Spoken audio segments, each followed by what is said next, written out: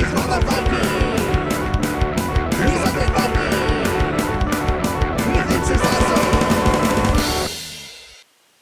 everybody, it's Lance the Undead Viking Meister here to talk to you about another game that I want to show you. This is the game called Hard Day's Night, and that is night as in the Knigget night. There's a lot of play on words in this game. This game is a card play slash dice game, the type of games that I really enjoy. It's got some take that going on and some fun little card choices that happen. The theme of the game is that you are all knights of this fantasy world, which you're going to notice that the characters and the art, which are really awesome in this game, you're going to notice that they do represent modern day people and what have you, and a lot of like movie stars or like figures of rock and roll and things like that. But the idea is that you're going on quests to impress the king, so then you can marry his daughter, and that's the premise of the game. And you do that by rolling dice, which have different symbols on them, and if the symbols match the quest that you're trying to complete, you can collect that quest and then collect the fame that goes along with it, and then turn over these 3 items of power. The first person to turn over the items of power wins the game. Now, that would be simple enough, but the thing is that there are these cards that are called Motley Crue cards that you collect, and these have these people on them that allow you to do certain things. Like you have the Satyr Hasselhoof, I'm sorry, that allows you to steal a random Motley Crue card from their player, and then you can play that card immediately. You have Stan Francisco that allows you to force a dice trade with somebody, with 2 different people if you want. And so these cards allow you to kind of mess with the other players and try to help you out and put yourself in a position to win. So let me show you exactly how that all works during the gameplay portion, which I'll do right now, and then we'll come back here and I'll tell you more about why I've been having fun playing Hard Day's Night. Alright, cool. Alright, I've gone ahead and set up a 3-person game of Hard Day's Night. I'm just going to quickly go over how to play the game like I always do. I've already put out the 2 quests that are available for the players. Now, these quests will remain out here until they are claimed by a player, and at that point they are a new quest is drawn from the quest deck and replaces the spot that's taken. These 3 cards, everybody's going to have these exact 3 cards that are in front of them, and it's Mick's Dagger of Diamonds, Silver Spearings of Brittany, and Sly's Precious Stone. And they have a special ability listed on the bottom that when you get to turn them over, you'll get the special ability of these. But this is how you win the game. You have to be the first person that turns over all 3 of these cards. Now, you might notice that there's these little laurels over here, and you'll also notice on these quest cards you'll see those laurels as well. And so when you claim quests, you then have those victory points. You don't turn them in immediately, because you'll notice the quest cards also have these gold coins on them, and that will give you income that'll allow you to collect more gold, which allows you to play more Motley Crue cards. But I'm kind of getting ahead of myself a little bit here, so let's just take a quick step back, and I'll go over how you actually play the game of Hard Day's Night. So you'll notice there are these dice over here. I've set up a 3-person game, so they're the 3 different colors. The game supports up to 6, and it definitely is the more the merrier, but in this just kind of setup, I just wanted to show you a quick game, or a smaller player game. The game is still fun, with less players, but I definitely had a little bit more fun just because of the chaos that was involved with having lots of players. But regardless, the three of the dice are exactly the same, and they're the same. They have these symbols. They have an axe, they have a shield, and they have a road. And you'll notice that on these quest cards, you'll see these spots. They have those exact same symbols as well. And if you're guessing that the dice had to be turned in to claim the quest, you'd be exactly correct. Now, there is a 3rd die that each player has. Then this has all these symbols of these different people of like a royalty, like this queen here, but also people like this peasant that's a farmer. And that's your patron. When you roll this dice, it's determining your patron, and it'll determine your turn order. And it goes like this. It goes like farmer is lowest, and then we go to, let me find the smith. Smith is next, and then we go to a knight. knight, and then we go to a clergyman. The clergy, or like I say bishop, but I think it's just referenced as clergy in the in the rules. Then we go to queen, and then lastly we have the king. And so what happens is that normally you do roll all the dice together at once, but I'm just going to roll it just so I can show it. At the beginning of a turn, when you start the game, you'll have 3 of these cards in your hand already. You'll also have 4 gold, but I'm just going to show you what happens. So the start of a turn and the start of the game, everybody rolls these dice. And I didn't roll any doubles, so normally we'd just move forward. But in a case where people roll the same patron, they have to re-roll. So, for example, here we have a queen, but which is 1 step below the king, and we have a farmer and a bishop. Now, just for the sake of an argument, let's just say we rolled 2 farmers. So we go like this, and so the queen's fine. She's that player with the queen. She has that as her their patron for this turn. So then the other 2 are going to have to roll their dice, and until they actually don't match anything else. And so, like, if you rolled like a queen again, like, you'd have to re-roll again. But then, so here's the king, that goes, and there's the smith. So now we have a turn order, which does reverse itself. I'll explain that in just a moment. But we have smith, queen, and king. So the way it works is that the person that is on the bottom of the ladder, in this case it would be the smith, they're the one that gets to play their Motley Crue cards, or if they wish to, out of their hand at that time. Now the Motley Crue cards, just like in a lot of games like this, they're cards that allow you to just do special powers and special abilities, kind of mess with the game. I grabbed too many. You start with 3. So in this case, I grabbed way too many. Hold on. All right, cool. So we have Thief and Stephen, we have a Pinker Hell, and we have the Brothers Blue.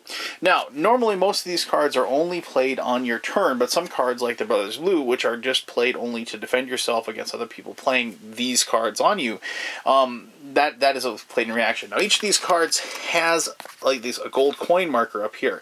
You have to be able to pay those gold coins to play the card.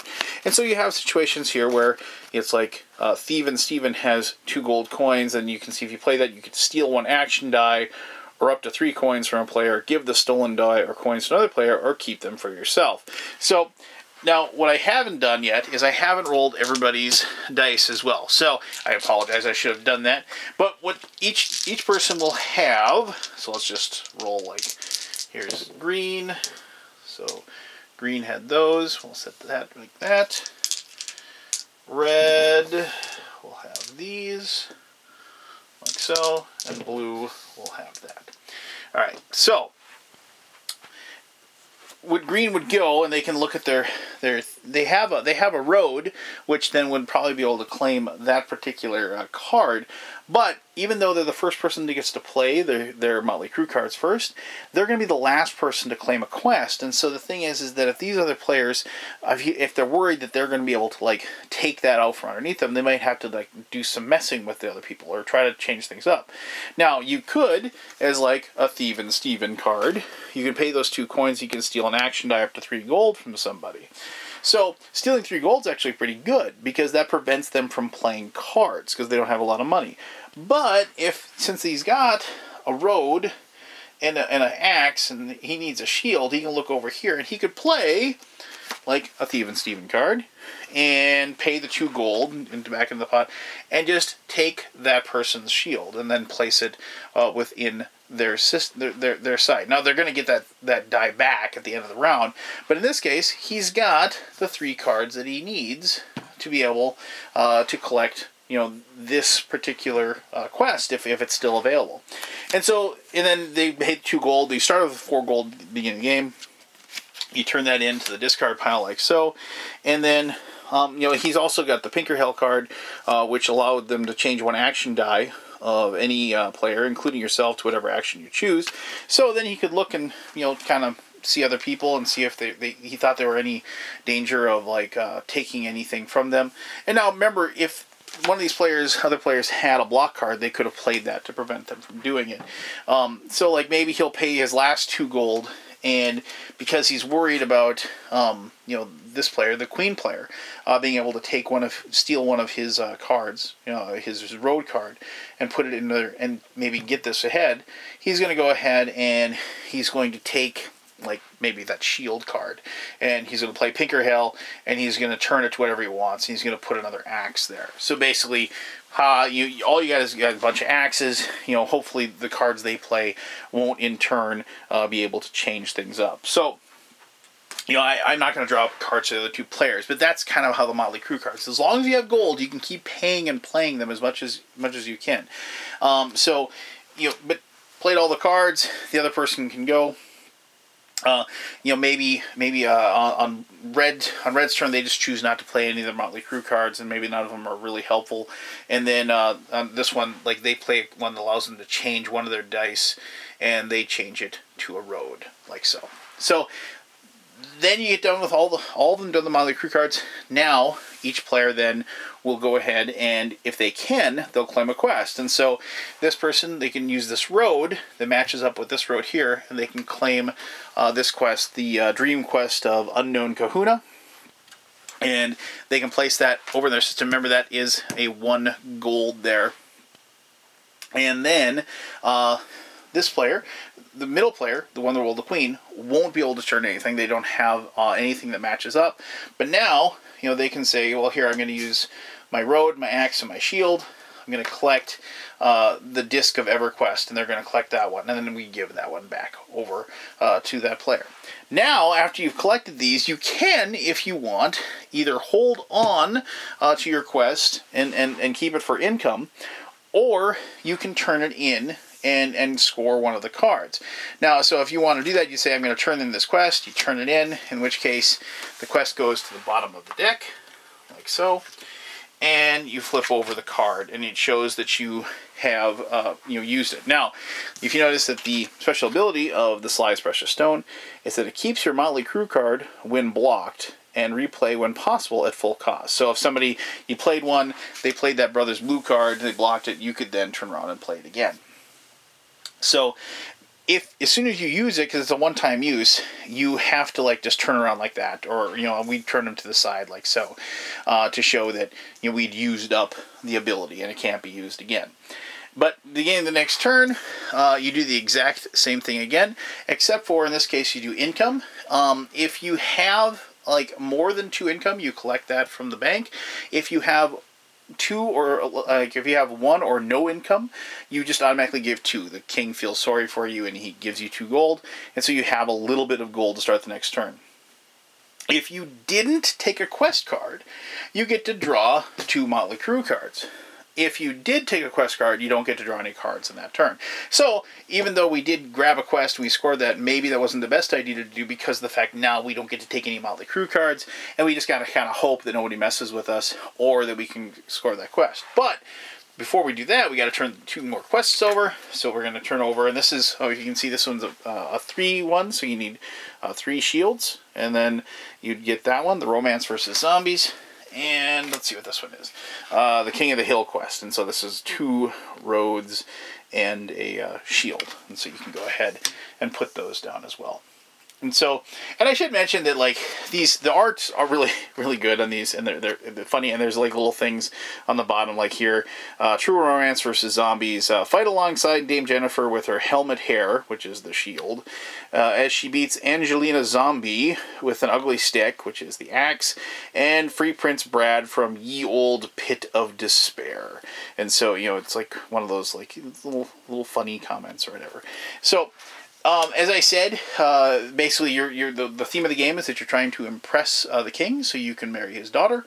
And once you satisfy all 3 of these cards and you're the first person to turn them over because of the laurels, then you win the game. And it's not a very tough game as far as learning it and knowing how to play, but juggling with the turn order and trying to figure out what you think your other players are going to go for, or what you can do to mess with them or take their dice away or protect your dice, things like that. Do I go on the offensive, or do I save some money to use my defensive cards, things like that. Really makes for a fun game, and it's got enough take that and strategic card play, that we've really enjoyed it. But let me talk more about that with my conclusion, which I'll do right now. Hey, thanks a lot for sitting through that gameplay portion of the video, and I hope you learned how to play Hard Day's Night through watching that. I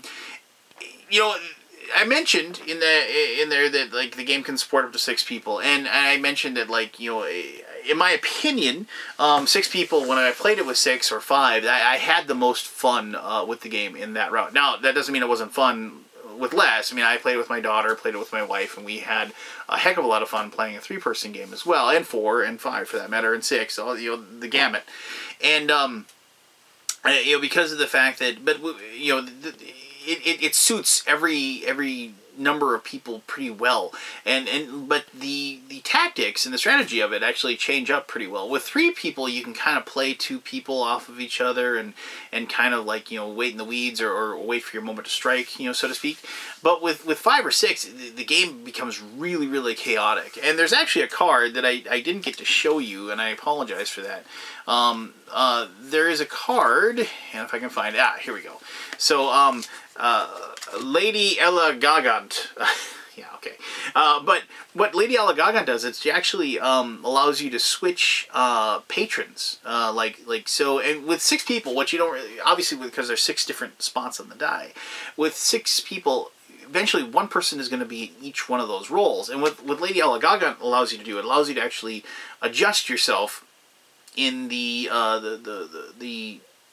train, of players. So like, and it allows you to go like one social class higher or lower than the one that you have, and then it immediately becomes the lower patron player's turn. So like if you might put somebody below you, but they immediately get to go. But obviously then you get to take your shot because it would eventually get to yours. But that's like one of those things where you play it beforehand, so like you thinking you can put yourself into a position where you can then use your cards, and then also like you're gonna theoretically pick the quest cards first, or ahead of the other players, because you're moving up one spot in the ladder.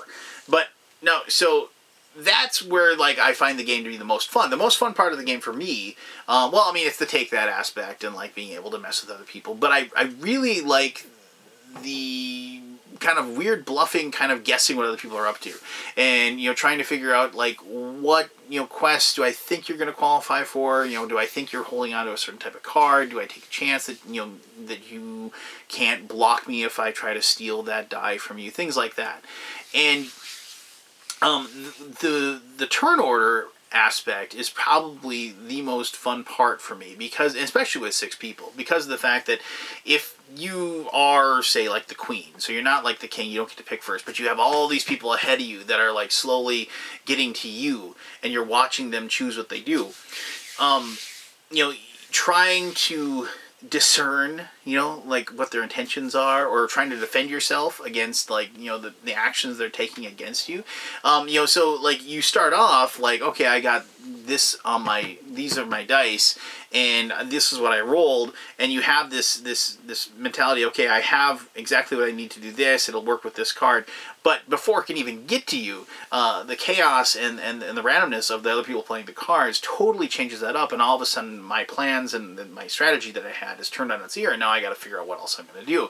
And that's where like the game actually kind of opens up, and it's a lot of fun. And I've always really enjoyed games with lots of player interaction and lots of like ability to mess with other people's plans. I like that.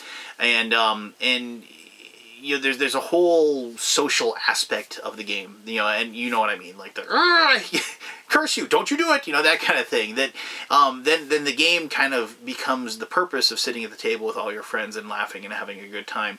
But it's the facilitator of that, and I enjoy games that, as Scott Nicholson said to me once, it doesn't take a long time to get to the fun, and this is a game that doesn't take a long time to get to the fun, because it relies on the fact that you're interacting with other people and you just having that kind of, Scrooge factor, if you will. And I enjoy those games a great deal, and so does my gaming group, and we've had a heck of a lot of fun with Hard Day's Night. And if that's a game that you think appeals to you and you like these kind of like shorter card/dice games, I think this is something you really want to add to your game shelf. So there you go. That was Hard Day's Night. Thank you very much for taking the time to watch this video. And if you have any questions about the game or any comments, I'd love to hear them. Please post those and I'll answer those to the best of my ability.